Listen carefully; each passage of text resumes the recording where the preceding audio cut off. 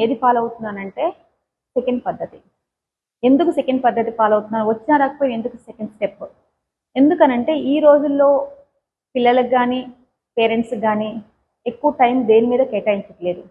వాళ్ళకున్న షార్ట్ టైంలోనే, అంటే short time means education time వరకే వీళ్ళకి ఏవైనా నేర్పించడానికి ట్రై చేస్తూ ఉంటారు. లైక్ వాళ్ళు స్కూల్కి వెళ్ళినప్పుడు వాళ్ళకి ఒక యాక్టివిటీ కాదు, నెంబర్ ఆఫ్ యాక్టివిటీస్లో వాళ్ళు జాయిన్ చేస్తూ ఉంటారు. ఒకళ్ళు సంగీతం అంటారు, ఒకళ్ళు డాన్స్ అంటారు, ఒకళ్ళు కరాటే అంటారు, ఒకళ్ళు స్విమ్మింగ్ అంటారు, ఒకళ్ళు చెస్ అంటారు, ఒకళ్ళు టెన్నిస్ అంటారు. డిఫరెంట్ యాక్టివిటీస్లో జాయిన్ చేస్తూ ఉంటారు అనమాట. అదే టైంలో కొంచెం డాన్స్లో వేస్తూ ఉంటారు. ఇక్కడ డాన్స్లో వేశాక ఈరోజు క్లాస్కి వస్తే నేను ఒక స్టెప్ చెప్తాను, అమ్మాయి సరిగా రాదు, చేయలేరు కూడా. ఎవరు కూడా ఫస్ట్ డే ఒక స్టెప్ సరిగా చేయలేరు.